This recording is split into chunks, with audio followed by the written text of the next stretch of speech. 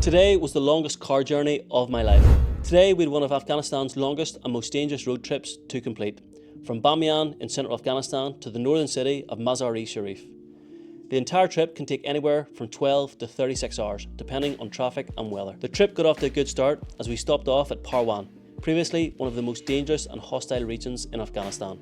Locals immediately came over to greet me and offer tea. A local businessman even wanted me to film his butcher shop.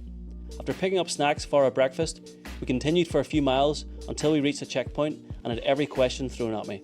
The soldier clearly had an issue with me being in his country and asked why he felt it was right that my country was part of the invasion. From my experience, this is not how the majority of the time I feel, but this guy was insistent on giving me a hard time. Fortunately, we continued on and stopped near another tank graveyard. You wouldn't believe the number of tanks sitting here since the Soviet invasion over 30 years ago.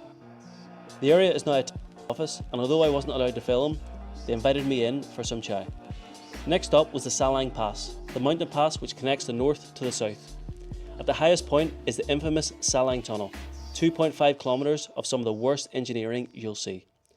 Built by the Soviets during their invasion, it was the same tunnel that would see almost 100 Soviet soldiers killed during a fire. My guide said it can take anything up to 24 hours to pass through, and it was an absolute ball ache. Afghans are some of the nicest people I have met, but there is no road courtesy at all. People were constantly jumping ahead and getting in the way of oncoming traffic. Eventually we made it through, and our first stop was an Afghan car wash, where we met more and a perfume seller. There was even a young kid selling natural toothbrushes, but I wasn't convinced. After getting a puncture, we arrived safely at our hotel in Mazar-e-Sharif. To this day, I have no idea how the driver has the energy for these days. The man is a machine. What is your craziest road trip?